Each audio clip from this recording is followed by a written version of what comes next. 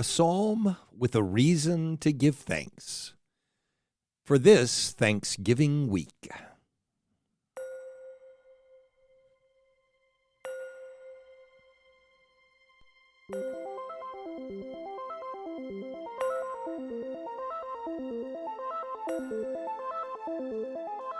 Welcome to Coffee with Creamer, where you get to sit down with our host, Dr. Barry Creamer, for a conversation about faith, life, and culture.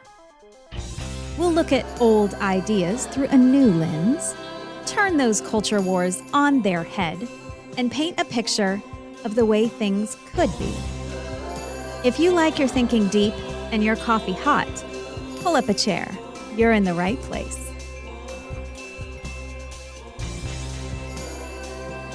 Psalm 104, as I go through the Psalms, really struck me as an appropriate psalm for this Thanksgiving.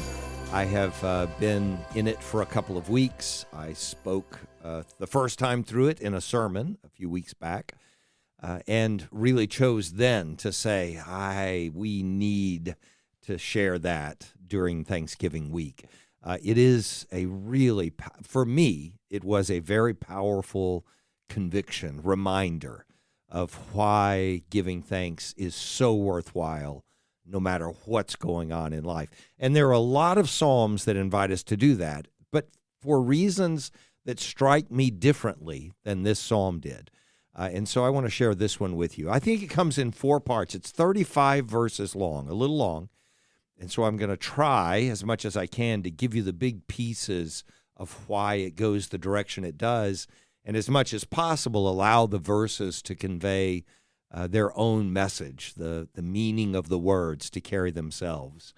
So the 4 sections that come out, verses 1 through 9, and then 10 through 18, and then 19 through 30, and then 31 through 35. I know that's just a bunch of numbers.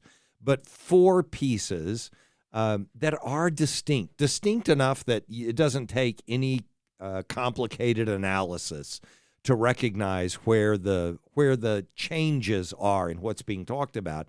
But in order to understand sort of where we're going with it, where I take it, where I understand it to go, I want to divide it into 2 pieces first and recognize the 2 big claims that I think are coming out of it.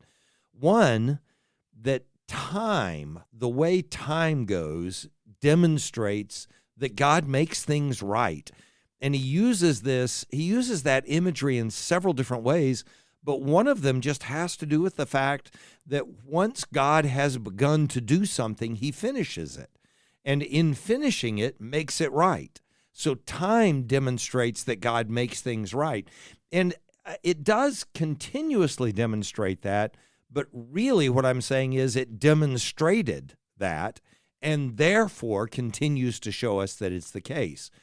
So time is demonstrating that God makes things right. But then in the second half of the psalm, everything after verse 19, the attention goes away from time, the order of creation itself, and so on. This is a creation psalm, a lot to do with Genesis' account of creation, and maybe one other thing that I'll share with you in just a moment.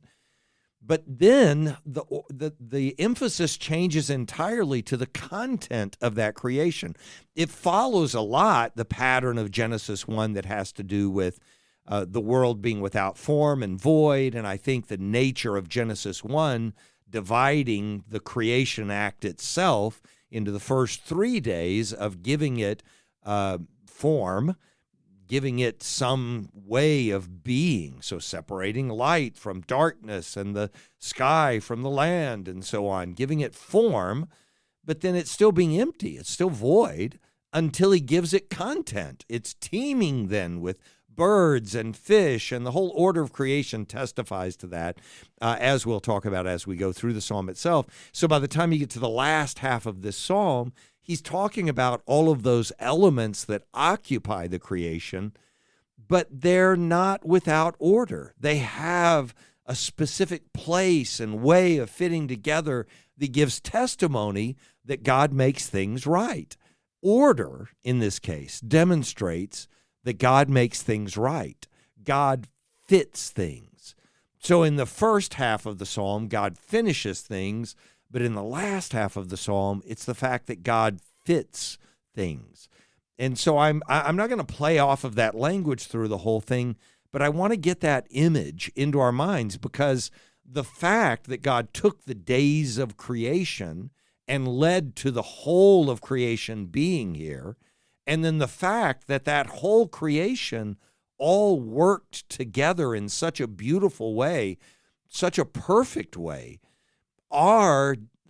that's the underpinning to this psalm, which just recapitulates the creation itself. It goes through all the elements of creation and uses them as a way of saying why we should continue to have faith in God and why we should be praising Him, worshiping Him, even thanking Him for the things that are in the world, and maybe even the difficult things that are in the world.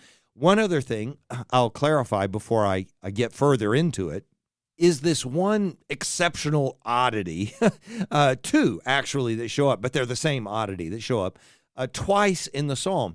There's one hint right at the beginning in verse 9. It's in the first section, at the very end of the first section, that hints that it's not about the original creation, or it's not only about the original creation, but also about the flood and the recreation that takes place during the time of Noah.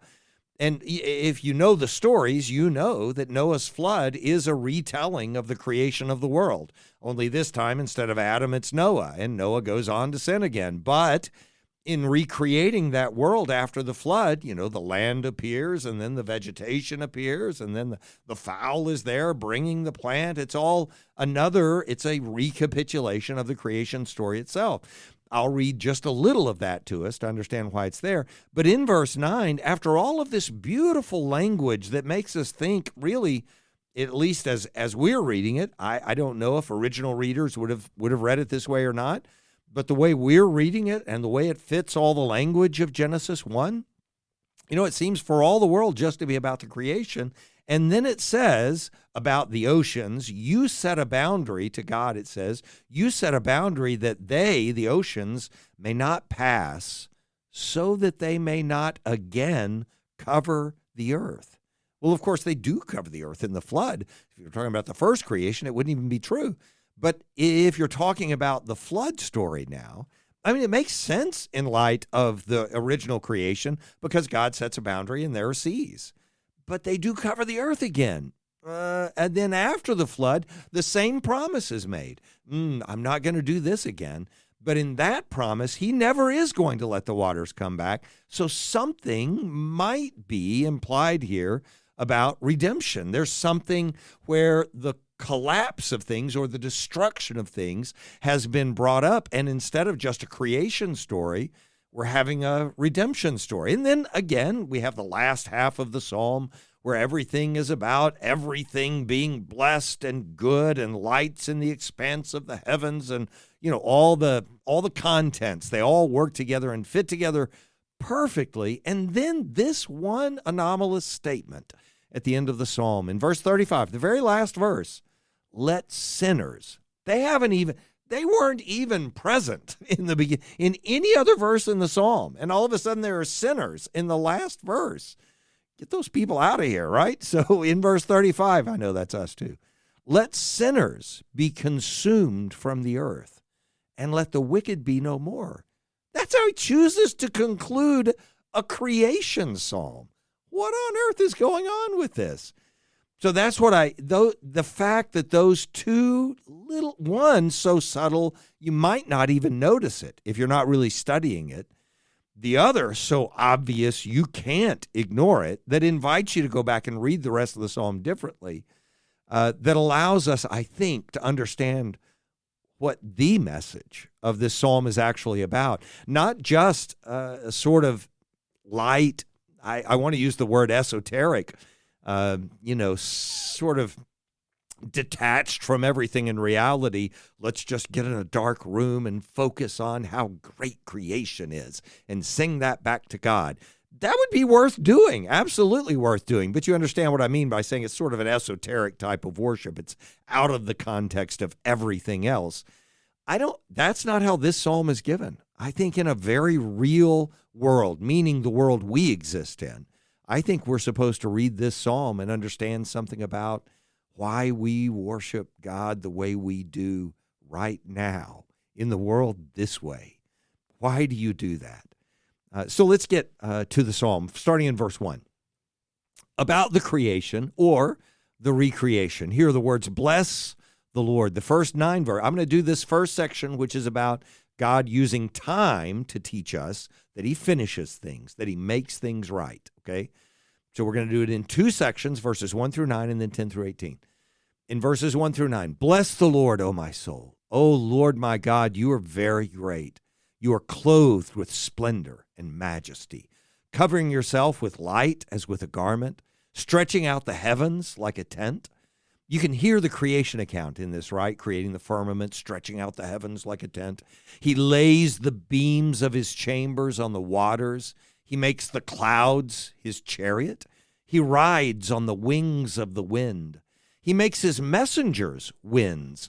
By the way, if you think about how beautiful this language is, the idea of spirits, the angels being spirits, and spirit, ruach, being wind and breath and spirit, and the angels being spirits and his messengers, so making the winds his messengers. It's really beautiful metaphorical language that you would grasp immediately in that way of seeing the world, and in ours might need a little more explanation. Maybe not as much as I gave it, but, a little more explanation anyway. So he makes his messengers winds. He makes his servants, ministers, a flaming fire.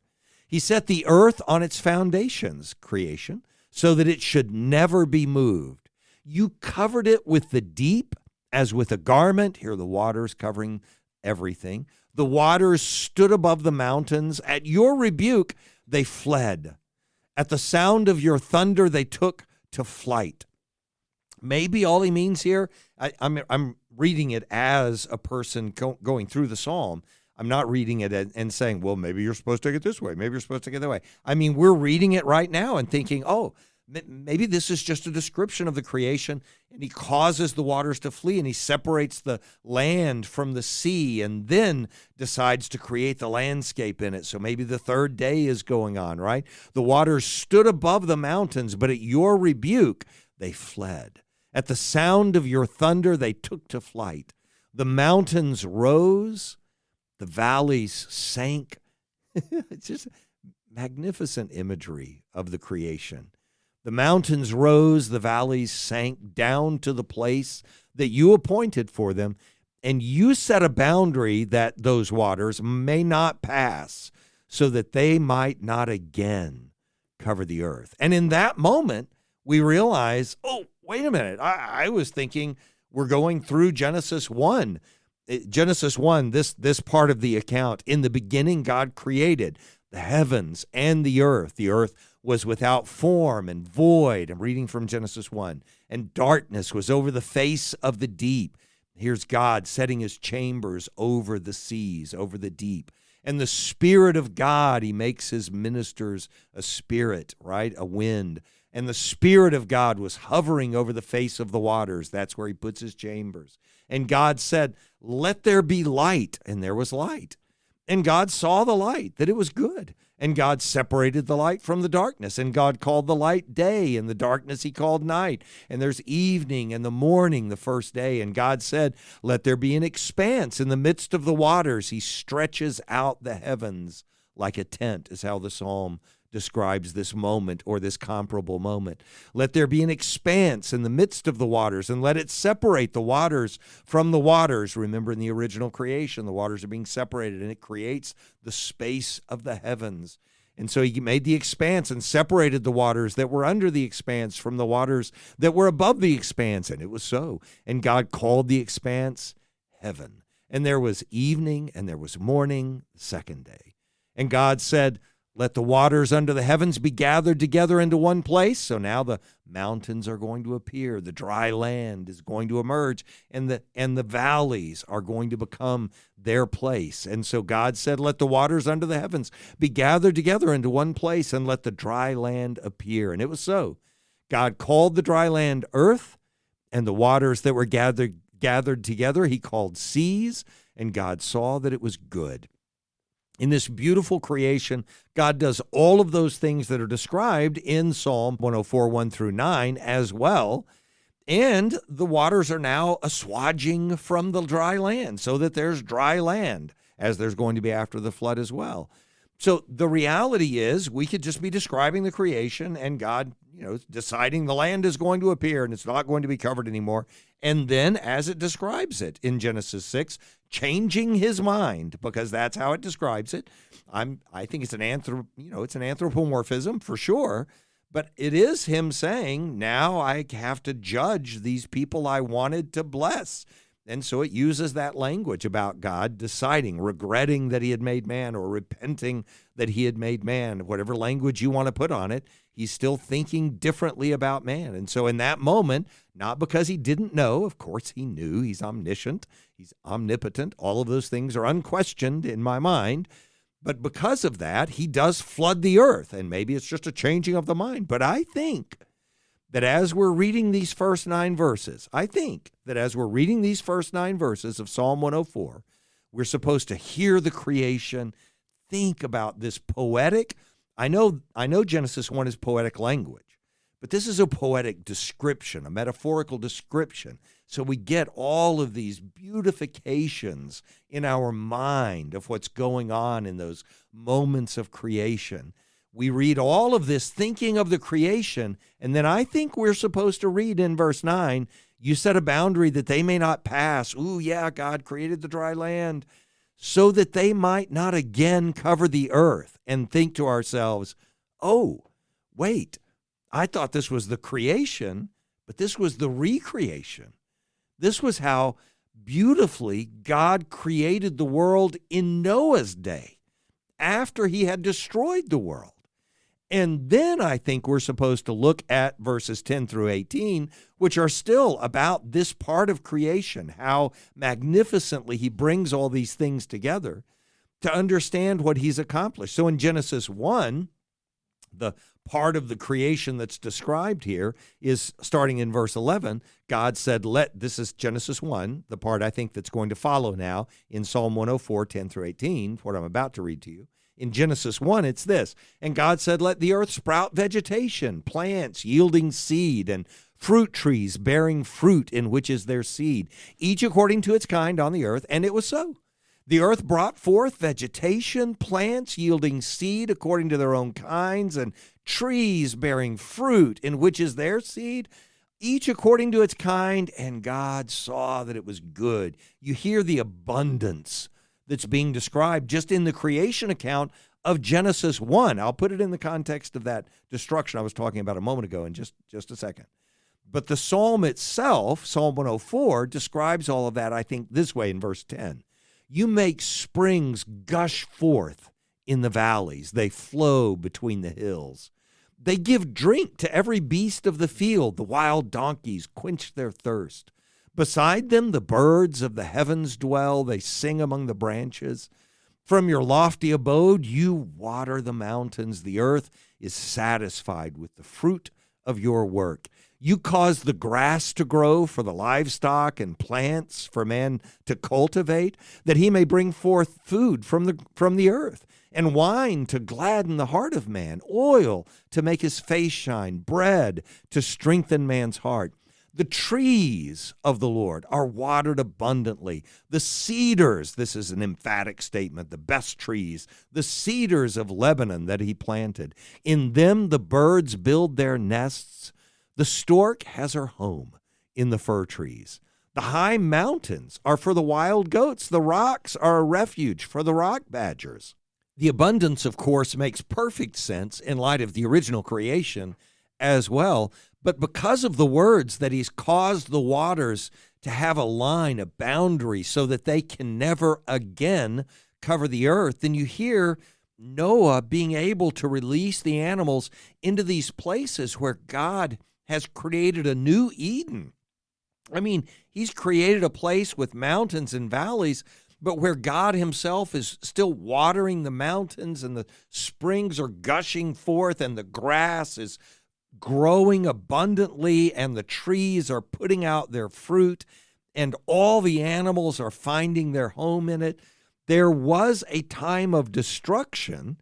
There was a time, even in the original creation story, a time of chaos or without, that these things didn't exist and weren't there. But now there is abundance. But if you put it in the context of the flood story especially, then you say there was a time of destruction. There was. But now there is abundance. And if you hear it in the flood story itself, it comes in Genesis 8, where it says, "But God remembered Noah and all the beasts and all the livestock that were with him in the ark." So here are all those beasts that come in at the end of the passage we just read in Psalm 104. "And God made a wind blow over the earth." That account fits so well the first part of Psalm 104 we were reading. God made a wind blow over the earth, and the waters subsided. The fountains of the deep and the windows of the heavens were closed. The rain from the heavens was restrained, and the waters receded from the earth continually. Those statements fit this part of the Psalm so well. I just can't imagine that the people who knew this book like the back of their hand didn't recognize that this was an appeal, or didn't determine that this was an appeal to, not only to the original creation, which I think is there. I think that appeal is there. But then to remind them that God did this in a way that said that flood would never come again. That the destruction was there. God had created a perfect world, and we filled it with so much evil that he brought judgment on it. But from that judgment resurrected the beauty of this land that is well watered and in pastures and meadows that are abundant, and streams flowing in the valleys, and everything perfectly provided for, so that in reading that flood story, and this fits 2 Peter 3 so perfectly, we already have the story of God redeeming the world from its sin through this traumatic event of the flood that happened. Why wouldn't we believe he's going to do it again? That would be the point. If the psalm had ended at verse 18, we would simply be saying, look, in the past, time has given testimony to the fact that God is going to make things right in the world. He made them right to begin with, and then he restored that when he flooded the world and then recreated it with Noah and all the animals in the ark, and then gave them this abundance again.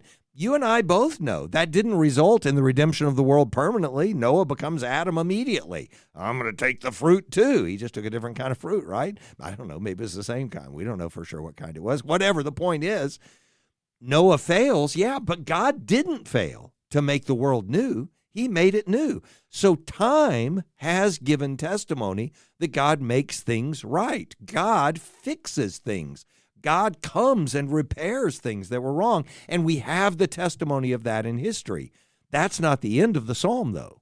The psalm goes on now not to be about day after day of creation or God having a redemptive moment after all of our destruction, but to put all the elements that are in that creation into their complementarity, into their way of fitting together, their dependency on each other, their interdependency.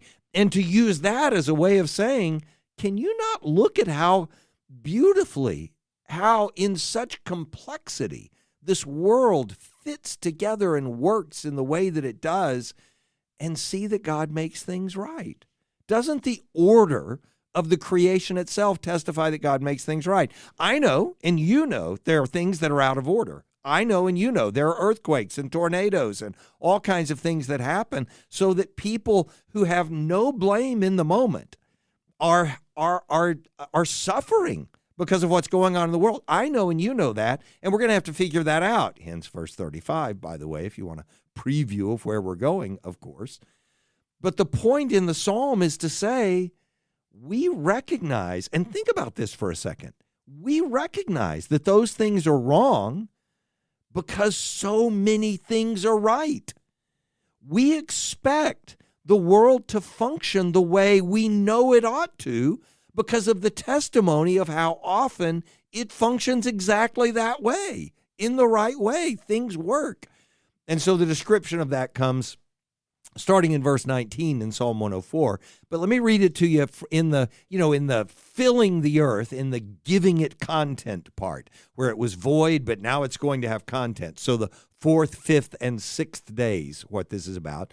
Genesis 1 puts it this way in verse 14. God said, "Let there be lights," not light, but lights in the heavens, in the expanse of the heavens, to separate the day from the night.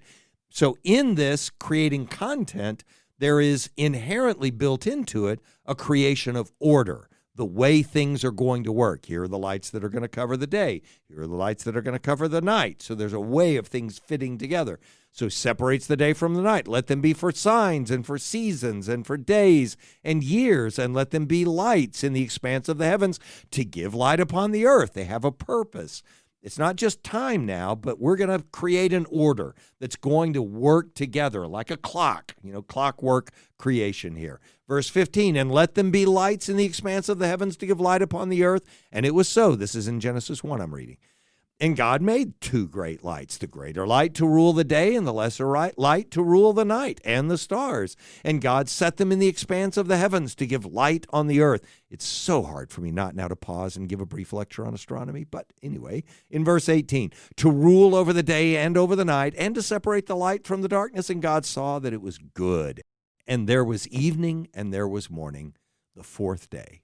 And God said, let the waters swarm with swarms of living creatures." I love this description because it's like God creates the ocean and then he says, we're going to need to fill that up. So let's just do it now. And in the ocean, it's just all of a sudden teeming with sea life, with all of the fish. It's the language God uses to describe what happens to Israel in Egypt. In the time from Joseph and then going to Exodus 1, it says Israel was teeming in the land. It's this same word. That's how God blesses them to multiply. That's how he's using this word. Look at how God is abundantly blessing the world in its order by providing, just like he provided grass and the trees with their abundant fruit. Now the oceans have this abundance of living creatures in them. The birds are teeming in the expanse of the heavens, and so let birds fly above the earth across the expanse of the heavens. And so God created the great sea creatures and every living creature that moves, with which the waters swarm according to their kinds, and every winged bird according to its kind. And God saw that it was good. And God blessed them, saying, be fruitful and multiply, and fill the waters in the seas, and let the birds multiply on the earth.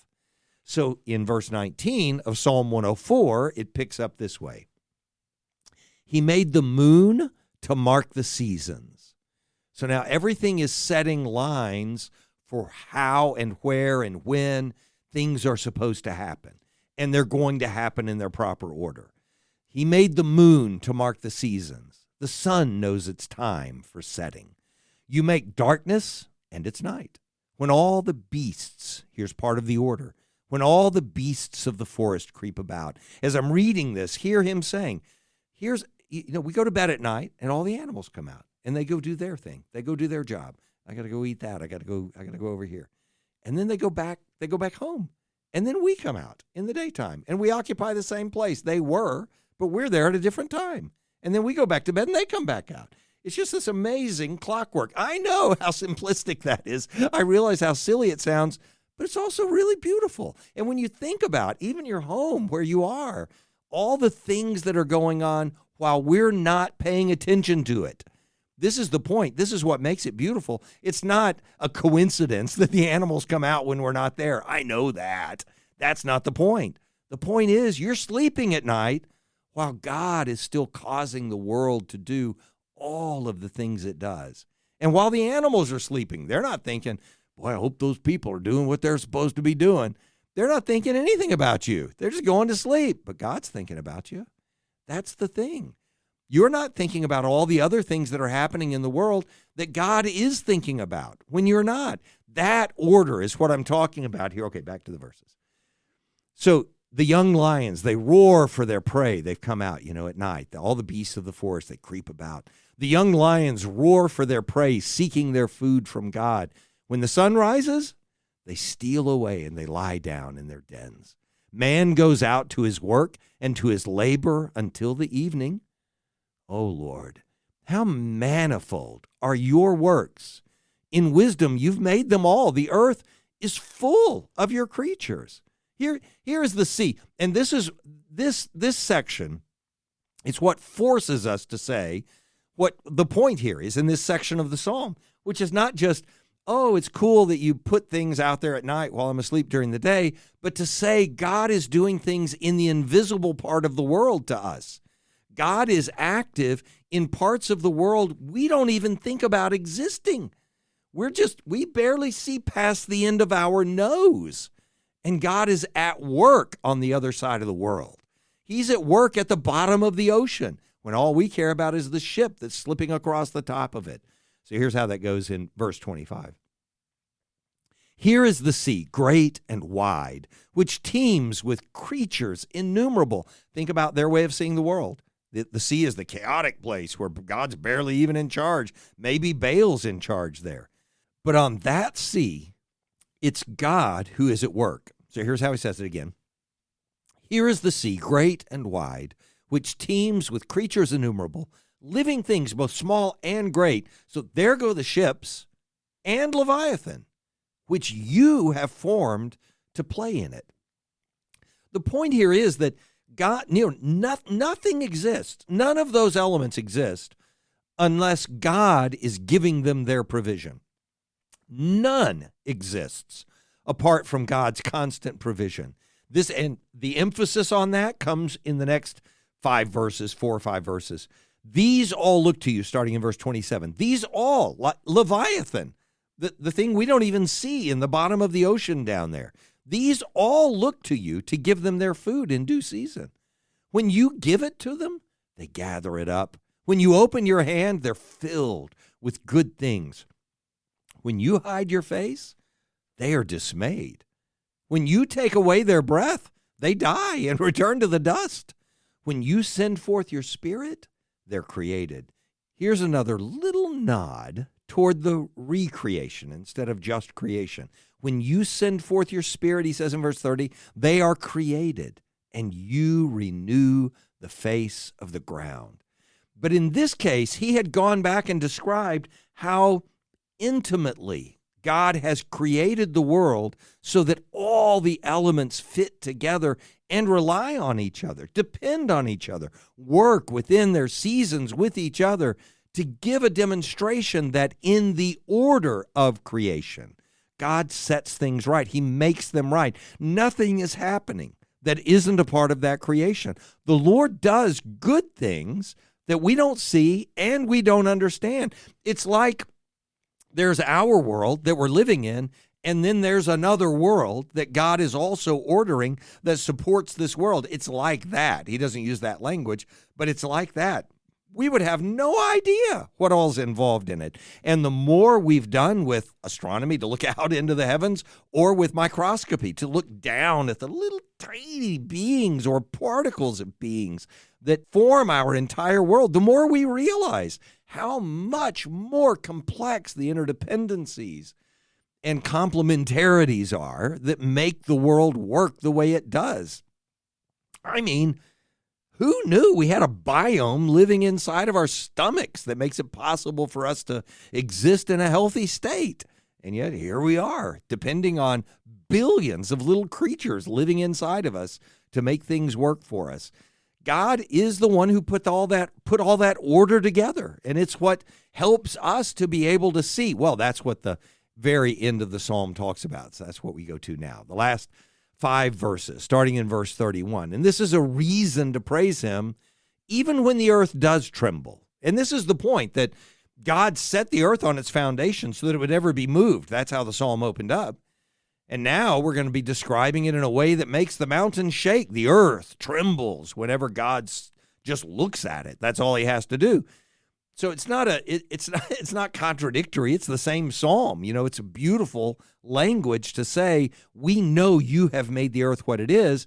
And now we recognize that even when Leviathan is there, even when that dangerous serpent from the sea is there, no matter what it is, whatever Leviathan is, that thing that seems so threatening and so dangerous, we realize that it couldn't even exist if God hadn't given it life. Not only that, it couldn't exist for another moment if God didn't give it its breath. And so in all of those things, we respond by saying, then I have a reason to praise God even when the earth is trembling, even when evil is still present. And I know we can make this part, we can make this claim. I'm going to make it now. We can make this claim from probably 30 of the Psalms that we've covered so far, maybe more, maybe 102 of the 103 that we've already covered. Not necessarily all in episodes, but I've covered 103 of them to this point. Even if we can make this claim, there is another claim to be made. This claim that I'm saying is, when we look at the fact that God is in charge of this creation, then we can trust that what he's going to do is going to make things right.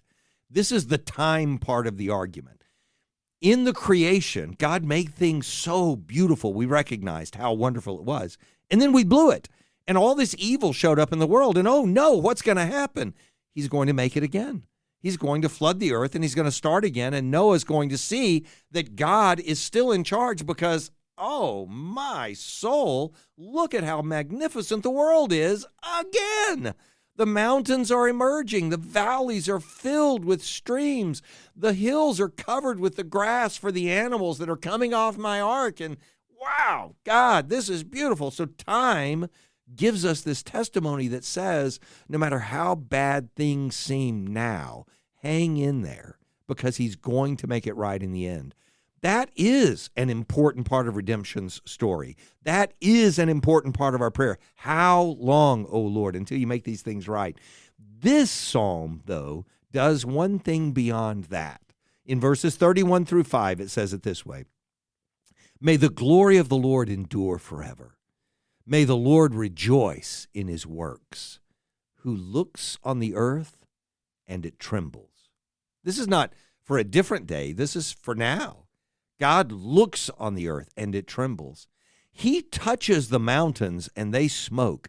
Now, again, this is all poetic, metaphorical language, but I mean, we see the mountains smoke. Just drive through Tennessee and you see the mountains, the Smoky Mountains. That's what they're called. We see that. We're supposed to see that and say, oh, yeah, God's not absent from the world. The way the creation is ordered, the beauty, we see it. We see the order of creation. The things that disturb us about the creation, the things that make us say, well, if there is a God, why would he have made it that way? Those things only disturb us because we can see all those testimonies in all of the rest of creation that make us say, man, that is magnificent. Look at the power of this, the expanse of this, the majesty of this, the complexity of this. There's so many different ways to see it and say it that we all do experience. So he says, but the Lord looks on the earth and it trembles. He touches the mountains and they smoke. These are things that happen in our world. There's an earthquake, there's a shake. And we're able to say, oh, yeah, this is a reminder. There's not just this surface level where I'm on a ship on the surface of the ocean. There's also the Leviathan below that gets his breath from God as well.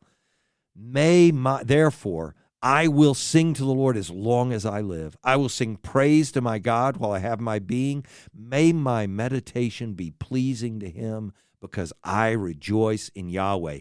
This, after all of that description of the beauty, order, perfection that's in the world, all the completeness, all the things we don't see that we know God is giving attention to, in all of that, may my meditation be pleasing to him because I'm going to rejoice in Yahweh. And then these words, let sinners be consumed from the earth and let the wicked be no more. The final words of the psalm he follows with are where he began. Bless the Lord, O my soul. Hallelujah. We translate it, praise the Lord. That's how it's put into our English Bibles normally.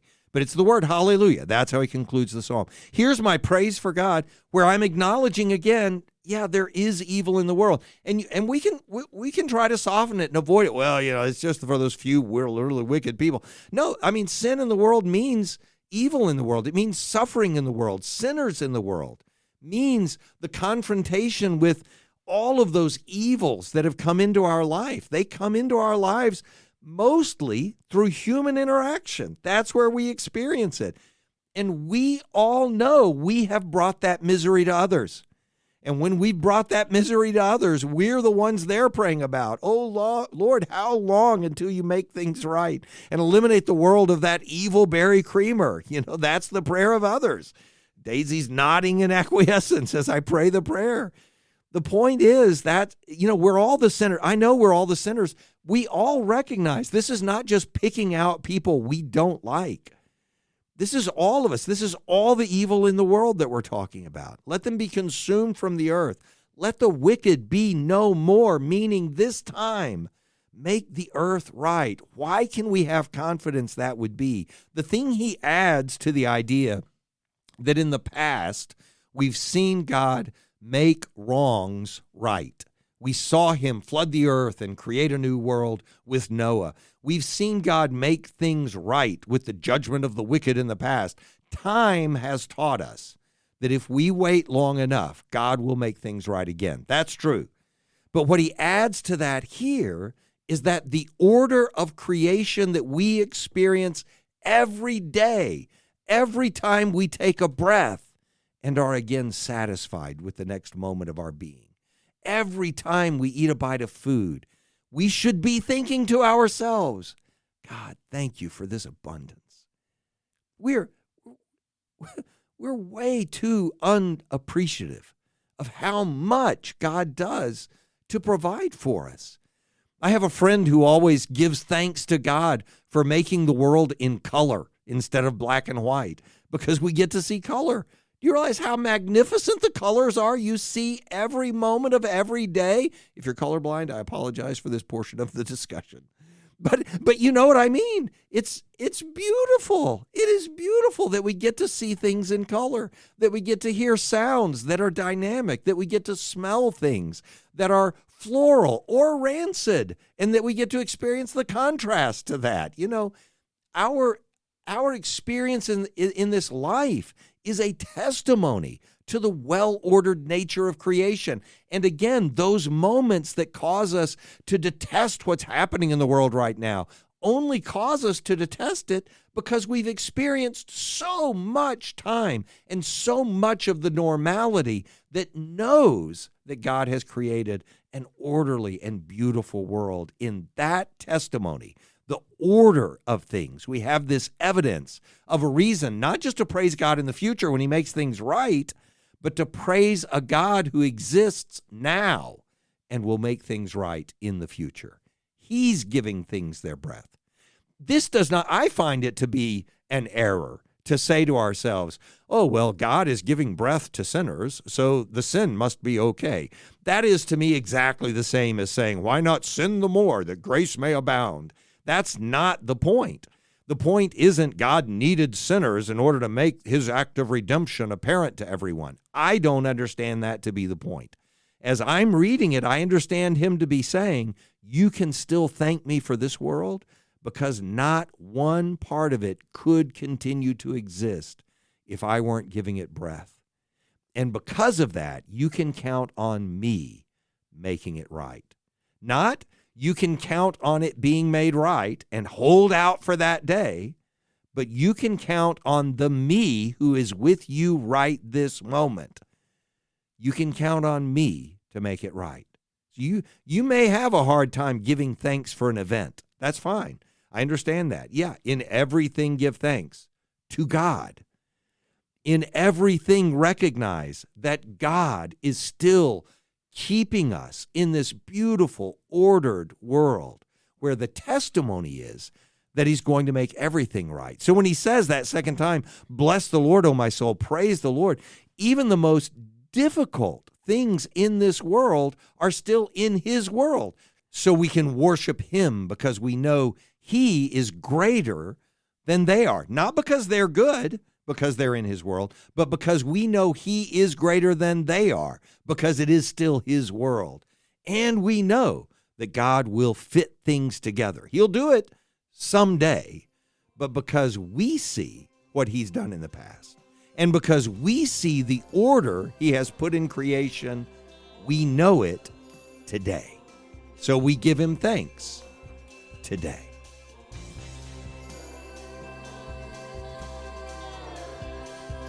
Thanks for joining us for Coffee with Creamer.